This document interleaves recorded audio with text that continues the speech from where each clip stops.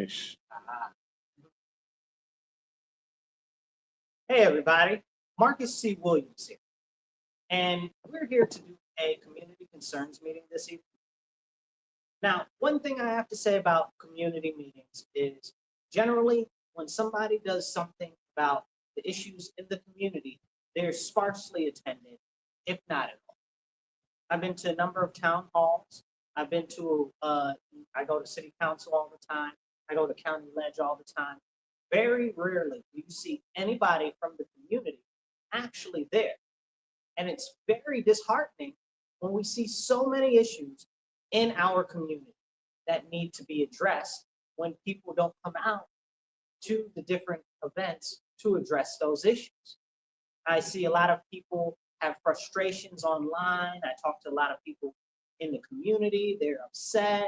They have different feelings, but we need to be engaging on these issues by going to the different things that are coming up. So for instance, this is one of the community concerns meetings that I'm hosting, and we've got some other ones coming up. There's one this Saturday at Winton Library. I don't have the time off the top of my head. Sorry, guys. I'll try to pop that out a little later. I'm gonna get that for you. But we've got a whole bunch of concerns, and I'd like to address some of them with you in person. But to do that, you got to be in person. And I know there are a lot of people out there that have tons of questions for me or have concepts and things that they'd like to see done and addressed. And they have solutions that they'd like to ask what are solutions for certain things. But in order to get those solutions, you got to come out and ask, you know? So I have people that ask me all the time, they say, well, what's your solution for this? Or what's your solution for that? And I say, well, I've got a list of solutions on my website. I've got some different videos and stuff like that. I find that's not always the best way to convey that information. The best way is in person.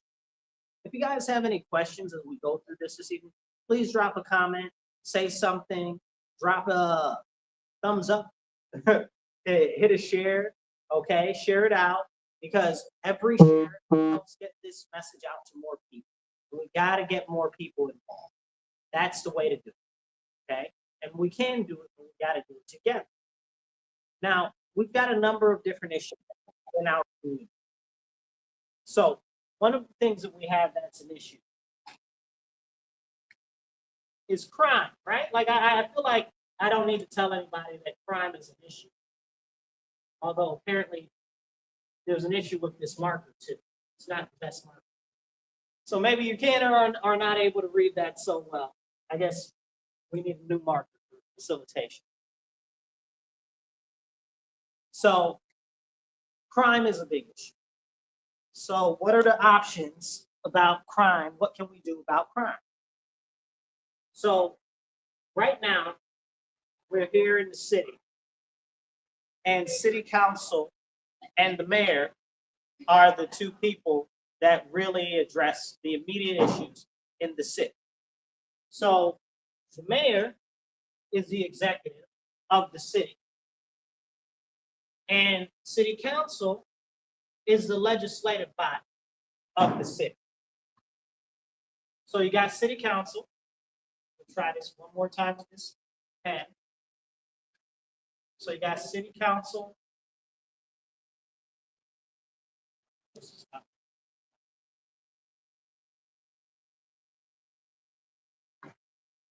We'll just put CC for city council, okay? And then we'll put mayor over here.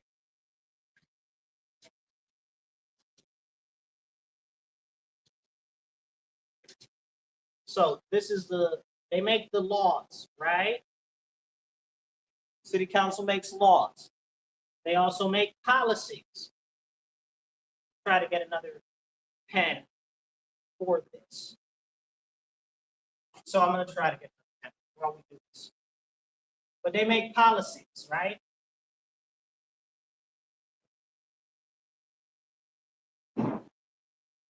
Policies.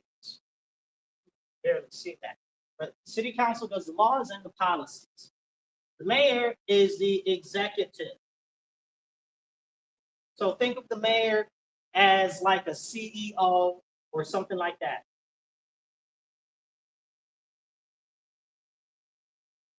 So with the mayor, he is responsible for the different departments. He's responsible for the different departments. Let's see if this works better. Oh, that's much better. All right. Fantastic.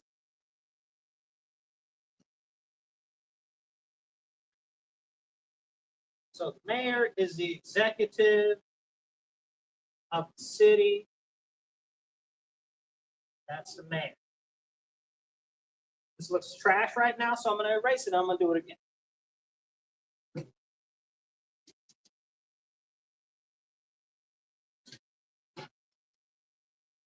So the mayor is the executive of the city.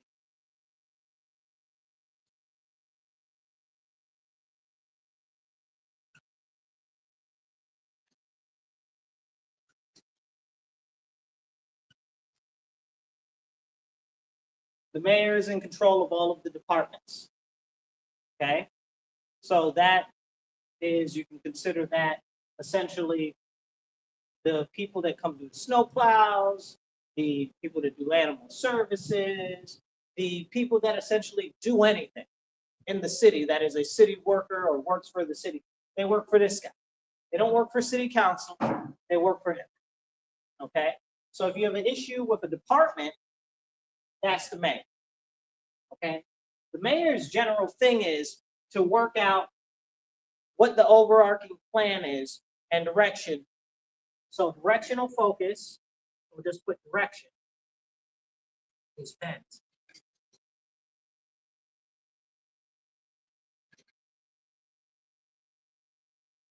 In charge of direction, but not legislation.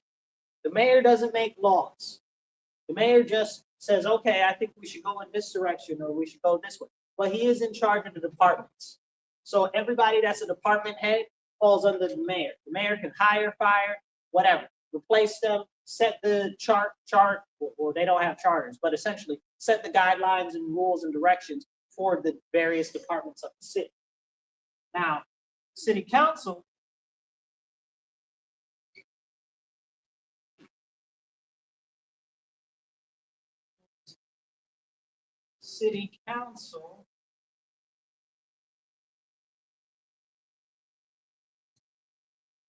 they make the laws for the city. They do the policies.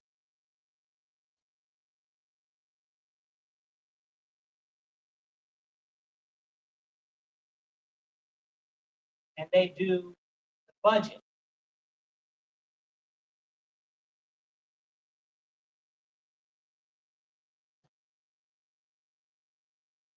Okay. So the mayor can also set budgetary priorities, right? He doesn't get to enforce those through legislation. That's city council. So with the city council, they are the ones who sign off on the budget.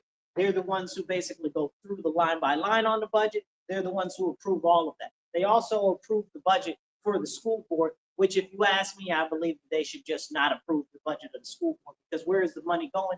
How every year it's tens of millions of dollars missing, and then they got the nerve to tell me that they ain't stealing the money. They stealing the money, y'all. And I said that out my mouth. Put that in print, put that in the newspaper, okay? They stealing the money from the school board. The school board people or the people in the administration of the schools are stealing the money from the children, because there is no way every single year there is tens of millions of dollars missing. Nobody's retarded in this place, okay? We are not stupid. Tens of millions of dollars just go out into the air somewhere. That doesn't happen. I remember a couple years ago, speaking to the school district, and we're going to get back to city council in a second, and we'll go into the school district in a minute. But a couple years ago, they lost $30 million, but that wasn't the kicker. The kicker was not only could they not account for $30 million, they also overspent $60 million that they didn't know where the money got spent on. So they were missing $30 million plus another $60 million. That is $90 million of our children's money. Where'd that money go? And then you're telling me, oh, nobody's stealing. Cool. Okay, I hear you, but that's a daggone lie. I tell that lie to somebody else.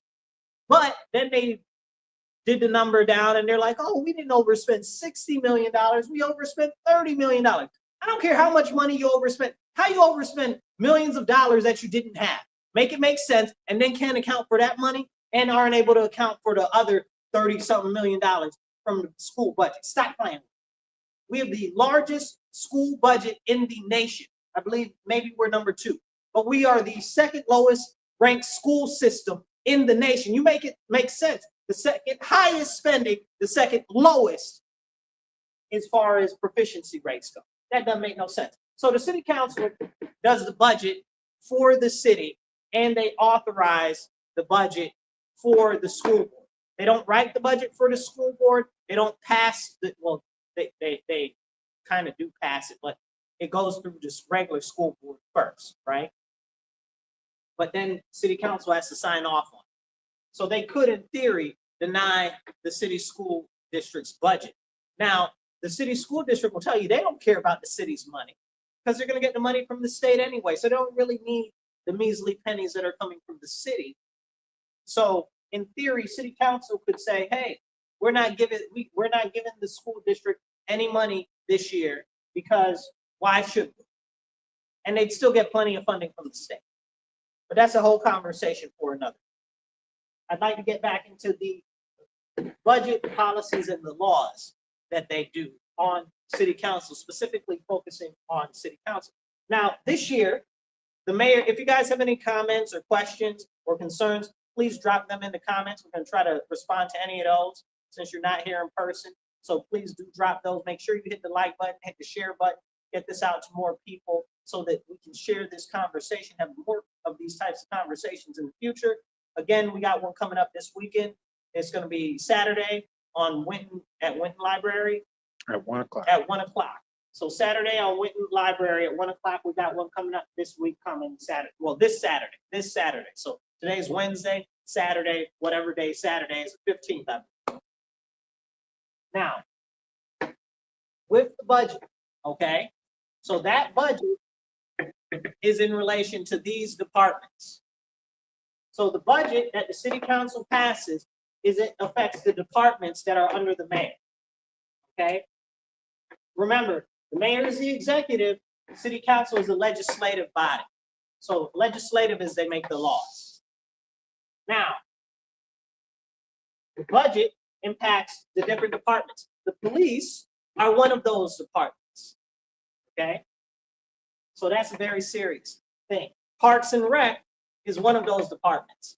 They call it something else now because they put other stuff underneath Parks and Rec. But Parks and Rec, you know, the what do you call it? The animal people too.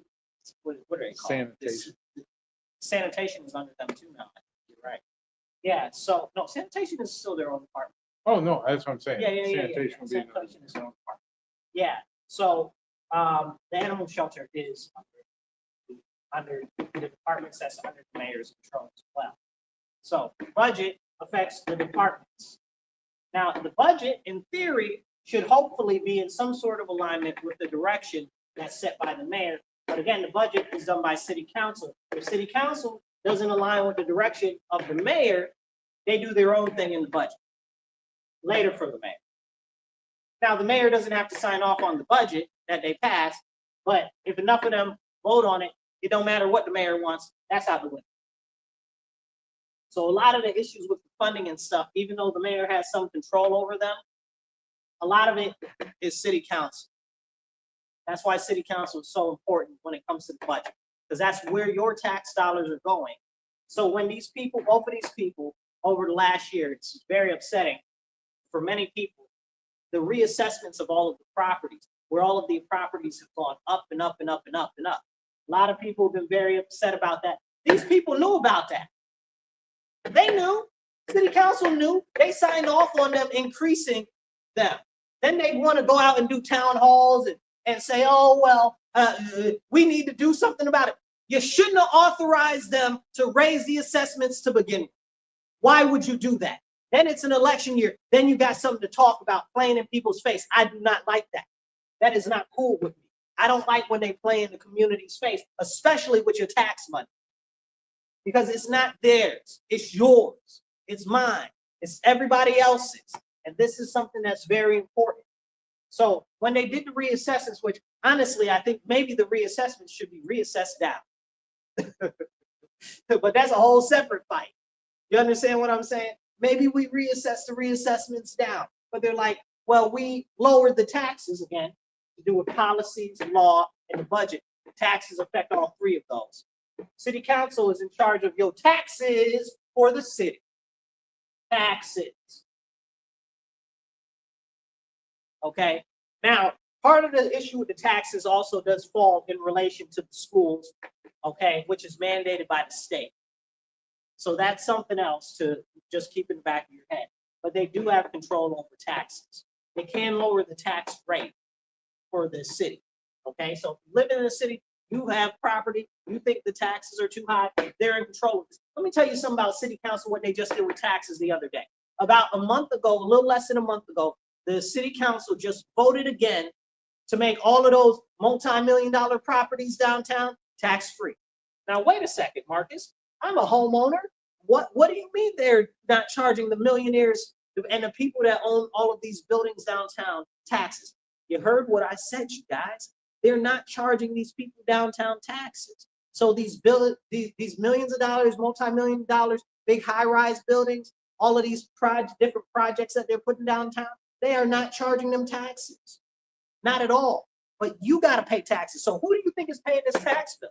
If they're not paying it, now you got to make up, let's say somebody else's property is $10 million or $20 million downtown. They own one of those big buildings. They're not paying taxes on that. So now we're in a shortfall for tax income from these properties. But that means that the citizens, that means you, anybody that owns a home or a property, you got to pay that. Also, most of the money for property ends up going to schools. I'm not a big fan of that. I don't have any kids right now. When I do have kids, I want 8 of them. Okay, but right now I don't have any kids. And if I had kids, I wouldn't be sending them to the school district because the school district is super terrible. Okay, super terrible. Which that's a conversation for another thing. But I do want to talk about the schools in this essence. The mayor and his direction and budgetary priorities. Okay. I spoke with the mayor's office and the department and the people that do it in his office this year as far as setting his budgetary priorities. And I told them, I said, hey, you need to put some, I didn't say it like that, right? Like I was nicer about it. But I said, hey, you need to put tutoring at our rec centers. You know that they gave me a hard time to get money for tutoring in the rec centers? Why?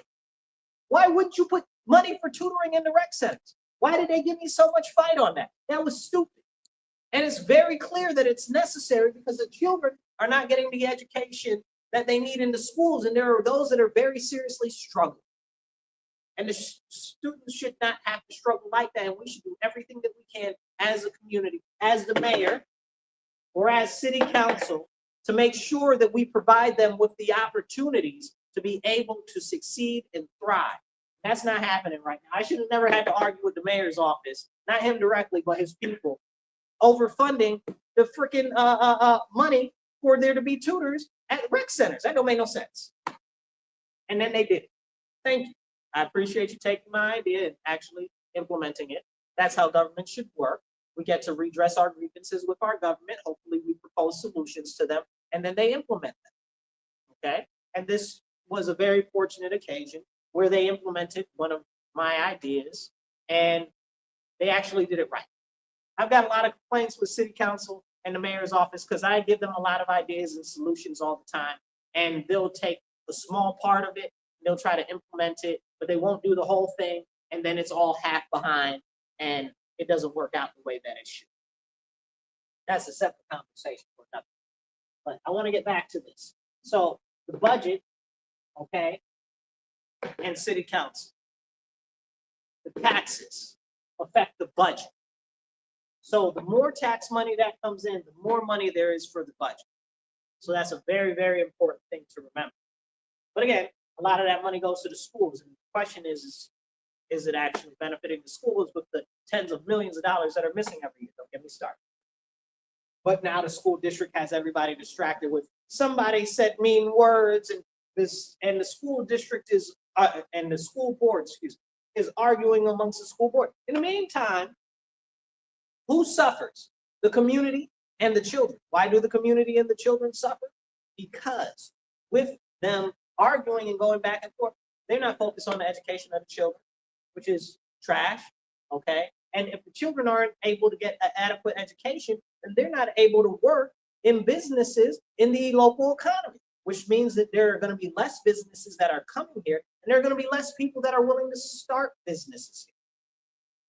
So that's a very, very, very important thing to remember. That's why education is so important. We need to work on setting up something with city council to set up something separate and adjacent to the school district as far as alternative education options go, because it's very clear that the school district ain't cut at all. And I graduated from all city schools, so I got a lot to say.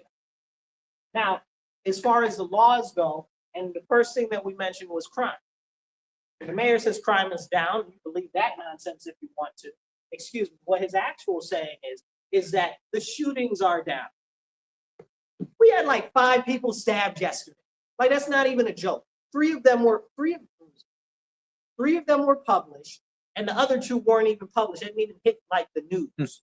So this is crazy. And I'm talking about one day, yesterday, like like not over the weekend, like on a Tuesday night, you know, like afternoon.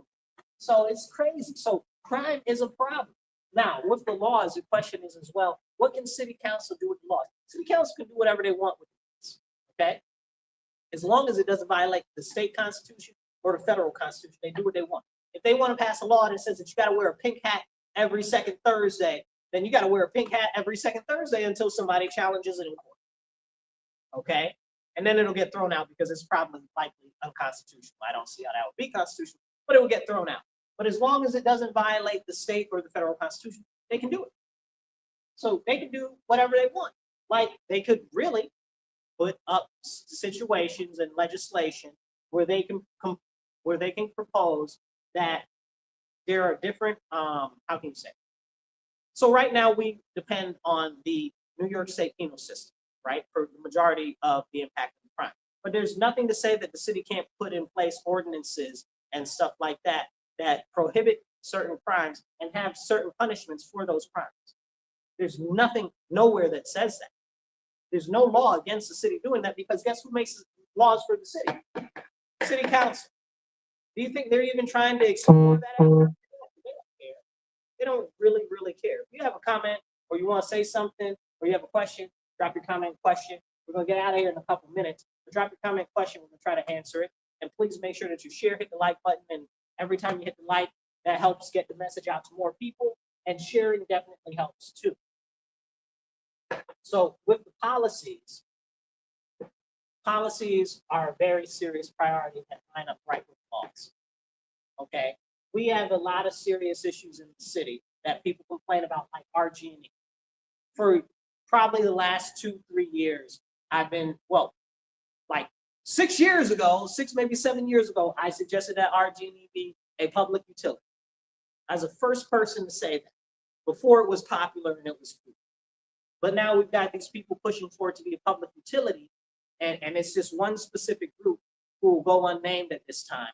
But this specific group doesn't want it to be an actual public utility. They want it to be privatized so that they can be in charge of it, and that's not what a public utility is. And a public utility won't actually solve the issues in our community. The issues in our community, largely with the energy, are the cost of energy, okay, which the majority of the cost of energy comes from the fact that the energy supply is hit because the state assembly and the state senate has shut down multiple power plants, including many nuclear power plants that provide inexpensive, affordable, zero emission green energy to our city and to our state.